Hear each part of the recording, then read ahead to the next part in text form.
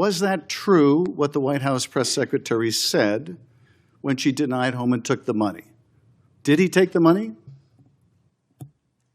Senator Schiff, as I stated earlier, I was not in office. I was not confirmed when that was handled. So does that Deputy Attorney General Blanche and Director Patel said that there was no evidence that Tom Homan committed a crime. Yet now you're putting his picture up to slander him. Thank you, Madam Chair. Attorney General Bondi, at your confirmation hearing in January, made a clear commitment you would not politicize your position. We are here today at your first oversight hearing 9 months into your tenure, at a time when hundreds of career prosecutors have quit because they were required to take unethical actions at odds with that promise, or feared that they would have to take such actions if they remained on the job.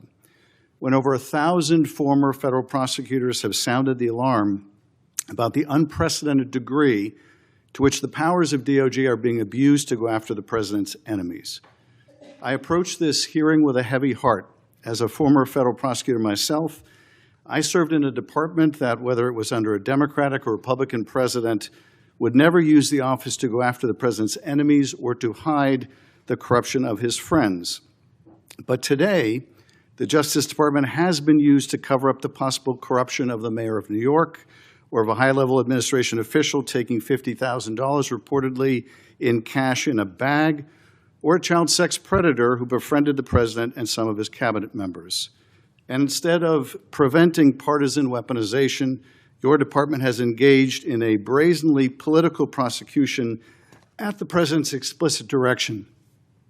The department has become President Trump's personal sword and shield to go after his ever-growing list of political enemies and to protect himself, his allies, and associates.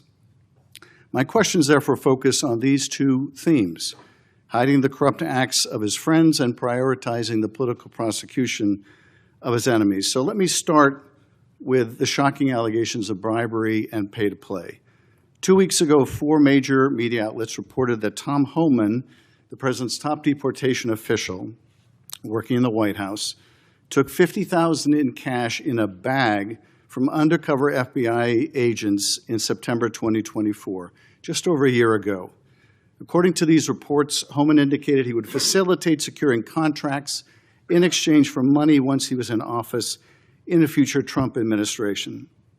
Reportedly, this exchange was caught on tape. Rather than pursue this investigation without fear or favor, the department and the FBI under your leadership or that of your predecessor before you confirmed quietly shut it down. Once news broke, your deputy and FBI director issued a joint public statement confirming that the Trump administration closed the investigation. White House Press Secretary Caroline Leavitt denied Homan took the $50,000, telling a reporter, quote, "Mr. Homan never took the $50,000 that you're referring to, so you should get your facts straight." So today I hope you can help us get our facts straight. Was that true, what the White House press secretary said when she denied Homan took the money? Did he take the money? Senator Schiff, as I stated earlier, I was not in office. I was not confirmed when that was handled. So does that Deputy Attorney General Blanche and Director Patel said that there was no evidence that Tom Homan committed a crime. Yet now you're putting his picture up to slander him.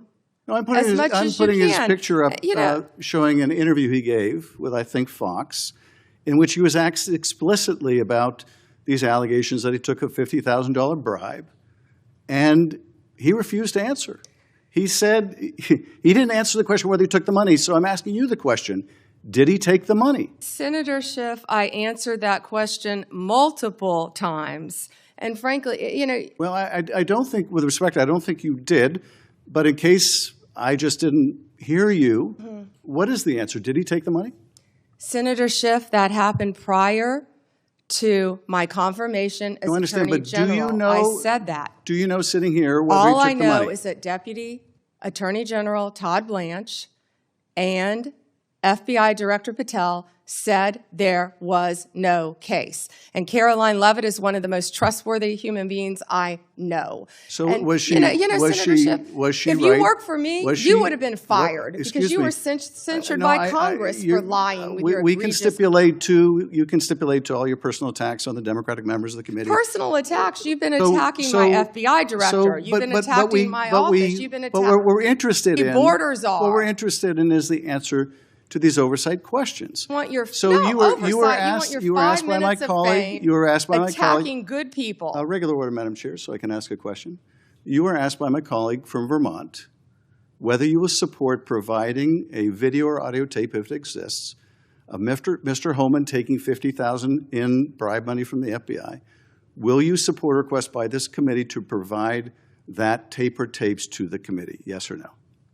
Senator Schiff, you can talk to Director Patel about that. Well, I'm talking to you about it. You're the Attorney General. This will be your decision. Will you support? You don't have to tell me what is my decision and what is not my decision. I said you can talk to Director Patel. You don't have to try to. You think you've got a gotcha with Tom Homan, our border czar, excuse me, who's been out there fighting for our country since Donald Trump took office. I'm trying to ask you a question. Regular order, please. And you don't have to defer to the FBI director to pass the buck. So I'm asking you, will you support a request so that the committee, or indeed I believe the American people, should be able to see that video or audio tape? Will you support that request? Will you apologize to Donald Trump for trying to impeach him? I guess the answer is you won't support that request. After you now know that Joe Biden tried to cover up Hunter Biden's involvement with Ukraine. Excuse me. Let me do this because I think it's valuable that the American people get a sense of what you've refused to answer today. So these are just some of the questions you refused to answer, or have answered with personal attacks on members of this committee. You were asked whether you consulted with career ethics lawyers, as you promised you would do during your nomination hearing, when you approved the president receiving a $400 million gift from the Qataris. You refused to answer that question. You were asked who or what role you may have played, or who played the role in asking that Trump's name be flagged in any of the Epstein documents gathered by the FBI. You refused to answer that question.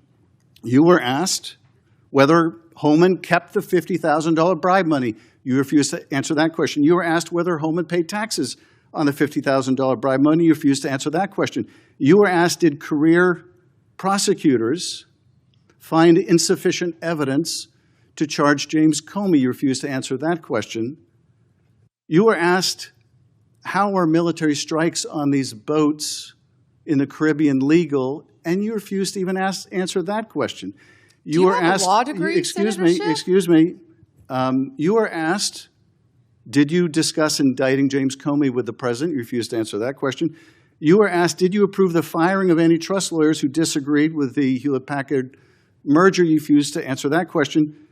You were asked whether you support a restoration fund for violent insurrections to attack the Capitol on January 6th. You refused to answer that question. You were asked whether you were firing career professionals, career prosecutors, just because they worked on January 6th investigations. You refused to answer that question. You were asked by my California colleague whether you believe government officials, like immigration officials, have to abide by court orders. You wouldn't even answer that question. This is supposed to be an oversight hearing. Oversight? Excuse me, you can attack me after my time is over. You've attacked all of us, including President Trump, for your entire You can attack me later, career. and I know you've got plenty of canned attacks. We've heard them all day today. Canned attacks on you? This is supposed to be... No one needs a canned attack on you. Regular order, Madam Chair. I'm trying to speak. This is supposed to be an oversight hearing of the Justice Department. And it comes in the wake of an indictment called for by the president of one of his enemies. This is supposed to be an oversight hearing, and it comes in the wake of revelations that a top administration official took $50,000 in a bag, and this department made that investigation go away. This is supposed to be an oversight hearing when dozens of prosecutors have been fired simply because they worked on cases investigating the former president. This is, and now the current president. What about the fires in California? Do you care about that, Senator Schiff? This is supposed to be an oversight hearing in which members of Congress can get serious answers to serious questions about Are the riots in LA serious? About the cover-up of corruption, about the prosecution of the president's enemies.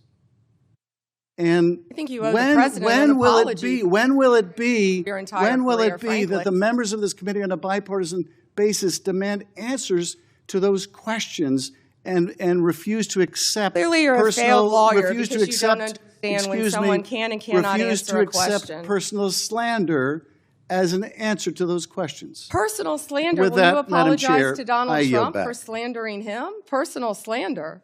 Senator Pam. May I ask unanimous consent, Madam Chair, to introduce into the record the statement of 1,000 former Justice Department officials who warned that the Comey indictment is a democracy-threatening abuse of power. May I also request unanimous consent for the introduction into the record of 282 former career officials at the Justice Department raising the alarm who were voluntarily or involuntarily forced to leave the department because of improper actions taken by the Department of Justice. May I introduce with unanimous consent the Justice Department manual that talks about when initiating and declining charges are subject to impermissible considerations.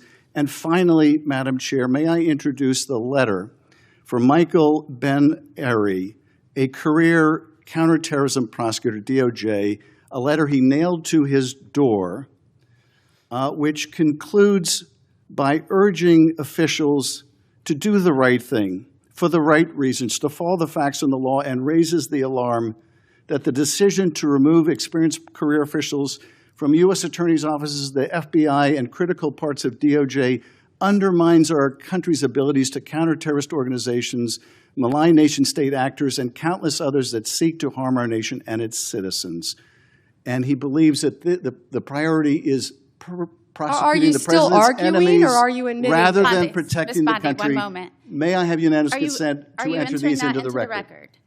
without objection? Thank you. I yield back. Senator